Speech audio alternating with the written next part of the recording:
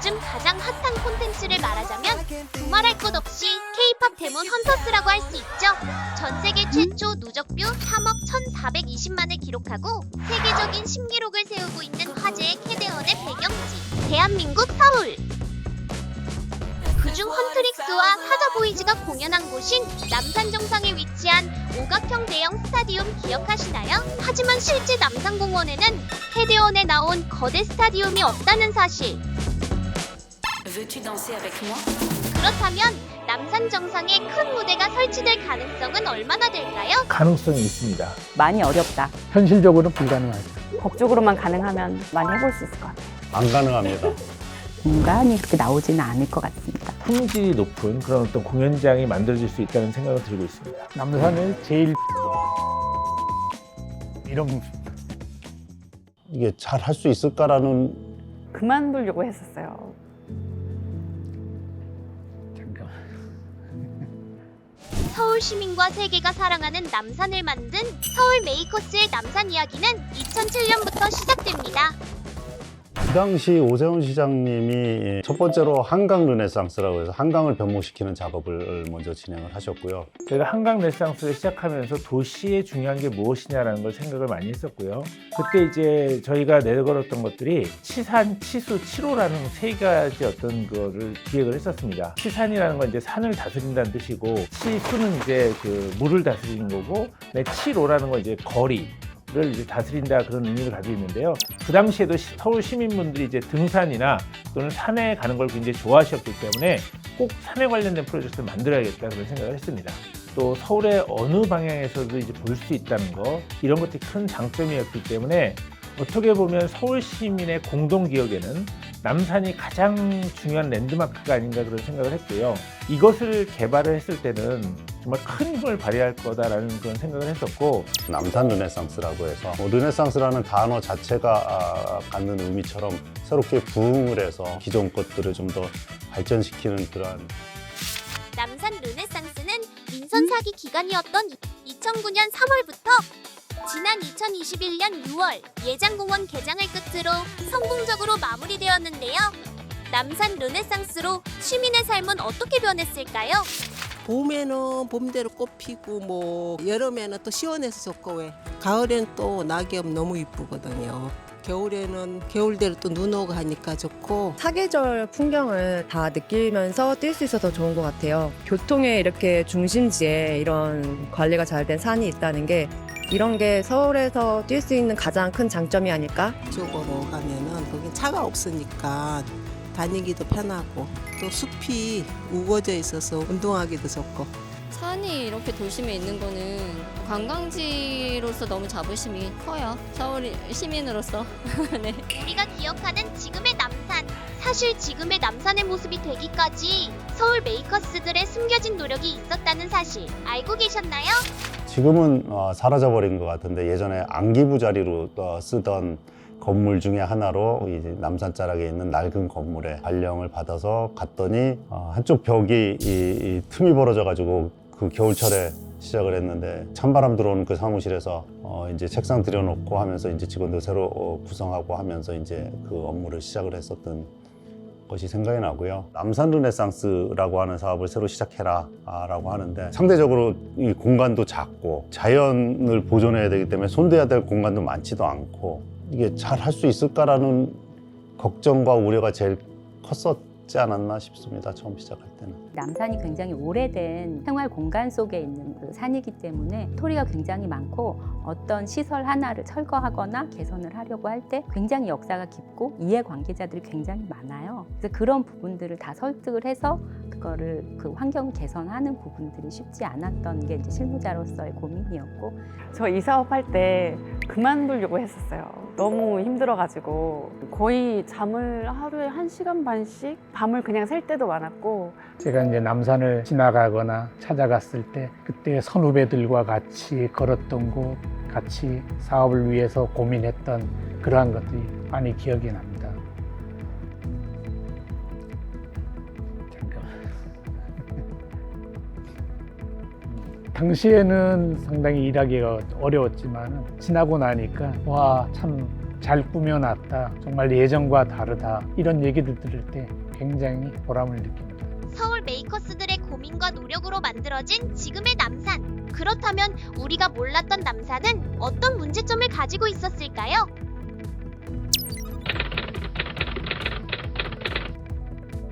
남산에는 여러 시설물이 있었는데 종합적으로 계획되지 않았다는 그런 문제점이 있었고, 실제로 좀 회복을 해야 되는 그런 부분들이 많았습니다. 일제시대와 개발시대를 거치면서 많은 잠식 시설들로 인해서 지형이라든가 경관 생태가 훼손이 되었습니다. 차를 타고 가는 것도 불편하고 시민들이 특히 걸어서 남산의 그 아름다움을 곳곳이 누리기에는 접근성이 굉장히 취약한 상황이었습니다. 많은 사람들이 찾지 않는 고립된 섬 같은 그런 존재였기 때문에 좋은 자연자원을 시민들 또는 관광객들이 좀 찾을 수 있는 그런 공간으로 전환시킬 필요가 있다라는 차원에서 그런 문제 제기가 있었습니다. 여러 문제점 속 2009년부터 시작된 남산 르네상스. 시내에 이렇게 자연과 위락시설이 잘 되어 있는 곳이 있을까? 교통편이 편하고 이제 올라갈 때도 애들하고 이렇게 도란도란 얘기하면서 되게 재밌게 올라갈 수 있고요. 그리고 중간중간에 좀 이제 쉼터도 많고 숲이 우거져서 너무 좋은 것 같아요. 모두가 극찬하는 남산의 아름다운 풍경과 자연, 그리고 남산의 자연과 가장 조화롭게 어울리는 경관시설. 사실 이 모든 것에 치밀한 계획이 숨겨져 있다는 것 아셨나요? 그 당시에 이제 그 디자인 슬로건 하나 만든 것인데, 디자인은 공기와 같다 그래가지고 저희가 디자인 에어라는 말을 만들었습니다. 이거는 아마 전 세계 없이 이제 저희가 어떻게 보면 했던 거고, 그러니까 남산을 개발할 때 저희가 굉장히 주안점을 뒀던 건 뭐냐면 정말 자연스러움이었습니다. 우리 마치 공기처럼 어떻게 이렇게 자연스럽게 그냥 디자인 안 한 것 같은데 되게 편리하네, 뭐 이런 것들에 굉장히 신경을 많이 써서 뭐 거기에 가보면 펜스라든가 이런 것들도 굉장히 이제 친자연적으로 이제 보이게 했고요. 정말 남산이 세계적인 산이 됐을 때 우리가 뭘 보여줘야 될 거냐라고 생각을 했을 때는 더욱더 한국적인 게 더 필요하지 않나 그런 생각을 했습니다. 그래서 거기에 봉수대, 서울성과 새로 만들어진 건축물들 보면 한옥이 좀 정갈하게 들어가 있는 모습을 좀 볼 수 있습니다. 그렇다면 남산 르네상스로 변화된 남산의 가장 큰 부분은 무엇일까요? 계획했었던 남산 자락에 변모하는 것이 세 가지였습니다. 첫 번째가 장충자락, 예전에 장충단공원이라고 불렸던 쪽이 장충자락이고요. 그다음 두 번째가 예장자락이라고 그래서 지금 이제 명동 입구 쪽으로 해서 남대문 쪽에서 이렇게 올라가다 보면 이제 힐튼 호텔 앞에 있는 공간부터 남산까지 연결되는 공간이 이제 회원자락이고요. 옛날 그 노래도 있습니다만 안개 낀 장충단공원 뭐 이런 노래처럼 되게 좀 오래된 느낌의 그 나이 드신 분들만 찾는, 당시만 해도 장충당공원은 각종 체육시설로 뒤덮여 있었습니다. 공원시설보다는 오히려 체육시설이라고 할 정도로 많았었습니다. 규모도 축소시키고 또 어떤 시설은 주변의 다른 지역으로 이전시키기도 했었습니다. 거기도 지하철역부터 남산으로 연결되는 연결로를 만들고, 남산 순환도라고 있습니다. 당시에는 차량이 다니던 길이었거든요. 그 차량을 통제를 하고 사람들이 걸을 수 있는 그런 산책로로 조성을 했습니다. 아스팔트를 걷어내고 보행에 편리한 우레탄 포장을 하고 도로 옆에다가 실개천을 만들었습니다. 1년 내내 흐르게 하기 위해서는 인공적으로 어떤 수로를 만들 수밖에 없거든요. 아래쪽에 지하철 역사라든가 거기에 나오는 지하수를 끌어올려 가지고 인공적으로 물을 흘린, 사실 그 물소리가 자세히 들어보면 굉장히 이제 그 사람의 어떤 심장 소리 같은 그런 느낌이 있어서 사람들을 편하게 하는 그런 부분들이 있습니다. 경사도에 따라서 물 흐르는 어떤 속도도 다르고 물 소리도 굉장히 다르기 때문에 제가 봤을 땐 자연인은 좀 음악이 아닌가 그런 생각을 하게 됩니다. 자연의 음악 들으러 남산으로 놀러 오실래요?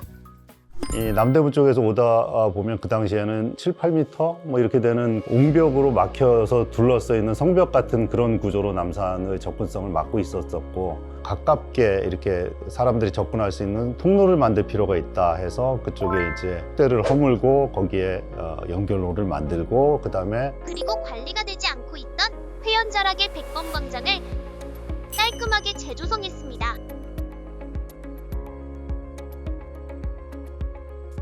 산책로를 만들어서 사람들이 이렇게 좀 구비구비 해가지고 즐기면서 이제 산을 오르고 내릴 수 있도록 만들고, 그 자리에는 기존에 서울 성곽이 있었는데 그게 지금 그 땅속에 파묻혀 있었습니다. 그래서 그 성곽도 복원을 하고 서울이 이렇게 성곽 도시였다는 것도 알려주고 싶었고 또 성곽의 아름다움이 있는데 이런 것들도 좀 알려주고 싶은 생각이 좀 강했습니다. 백범 광장이라고 하는 부분에 지금 한양도성이 복원이 되어 있거든요. 문화재가 굉장히 추진하는데 시간이 많이 걸리고 정말 붓질을 하나하나 하면서 성도를 찾으시고 TV에서만 봤거든요. 붓질하는 거. 성곽의 한쪽에 있고 식물들이 바람에 흩날리는 부분들이 있고 뒤에 있는 남산 타워가 배경으로 같이 나오는 그 풀샷이 굉장히 많이 사랑받는 그런 공간이 되었어요. 예장자락 같은 경우에는 사실 남산 중에서도 서울 도심하고 가장 가까운 위치에 있는데요. 위치에 있음에도 불구하고 도심에서 접근하기는 상당히 어려운 위치였습니다. 접근성을 개선하기 위해서 도로 중심으로 있던 그런 교통 체계를 도행 중심으로 개선했던 부분들이 있었고 남산 정상부로 올라가는 관광버스들을 좀 전면 통제하고 친환경 버스로 대체하는 그런 사업들을 같이 병행했습니다. 건물들로 인해서 경관이 잠식됐었기 때문에 그런 경관 잠식한 시설물들을 좀 철거하는 그런 사업을 진행했었고요. 그 위치에 일제강점기에 통감관저터가 설치가 되고 또 거기에서 경술국치가 일어나고 또 광복 이후에는 이제 중앙정보부 건물들이 그 부분에 들어서게 되면서 약간 아픈 서울의 근현대사가 예장자락에 고스란히 녹아져 있더라고요. 이제 이렇게 흩어져 있는 역사 흔적을 불편하지 않게 남길까. 그래서 남산을 늘 편하게 오르는 사람들이 한 번씩 여기 무슨 전시관이 있네? 한 번씩 호기심에 들어갔다가 큰 울림을 받을 수 있는 그런 공간? 그러니까 소통과 협력의 공간이 됐으면 좋겠다. 그런 생각으로 많이 진행했었습니다. 2021년 6월 9일 남산 예장공원 개장과 이회영 기념관 개관을 마지막으로 12년간의 남산 르네상스의 대장정이 마무리됐습니다. 오늘은 참 뜻깊고 그리고 매우 기쁜 날입니다. 2009년도에 이곳 남산 도서관 앞에서 그 남산 르네상스 마스터 플랜을 발표하던 순간이 기억이 납니다. 오늘 이렇게 남산 르네상스가 완성되는 예장자락에서 개장식을 개최하고 보니까 너무 감개무량하고 그리고 자랑스럽습니다. 많은 사람들의 피땀 눈물이 만들어낸 현재의 남산. 시민들은 물론 세계적으로도 많은 사랑을 받고 있는 장소로 변화되었는데요. 실제로 서울은 글로벌 MZ세대의 가장 사랑받는 도시로 4년 연속 선정되며 최근 캐대원 열풍으로 콘텐츠 배경지인 남산을 찾는 관광객들이 급증했는데 서울 메이커스들은 장안의 화제 캐대원 봤을까요? 봤습니다. 네, 봤습니다. 맞습니다. 아유, 제가 2번이나 봤습니다.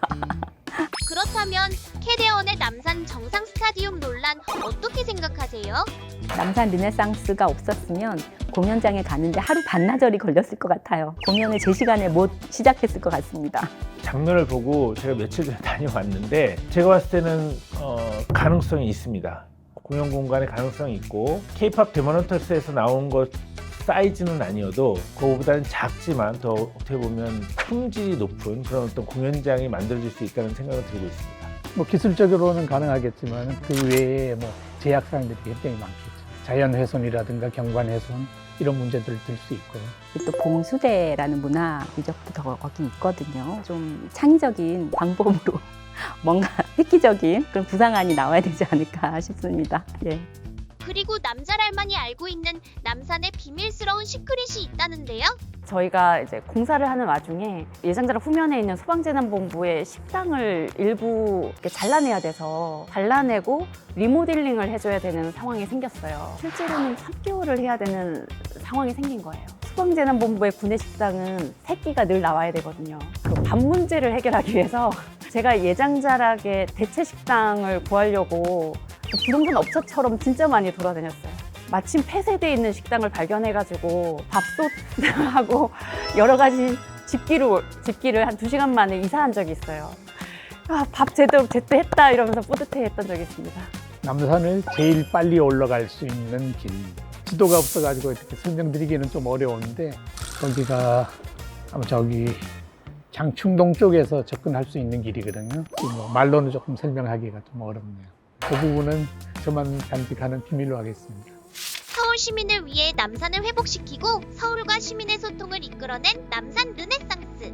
그리고 잘 남산을 할수 만들기까지 수많은 노력을 한 서울 메이커스. 서울 시민분들이 서울 메이커스에게 전하고 싶은 말이 있다는데요. 이렇게 시민들이 즐길 수 있는 공간을 만들어서 굉장히 수고가 많다고 생각을 하고 있고요. 시민들이 편하게 이용할 수 있게 환경관리 잘 해주시고 편리하게 조성해 주셔가지고 너무 감사드리고요. 앞으로도 잘 부탁드립니다. 그리고 아직 끝나지 않은 서울 메이커스들의 서울 시민을 위한 생각들.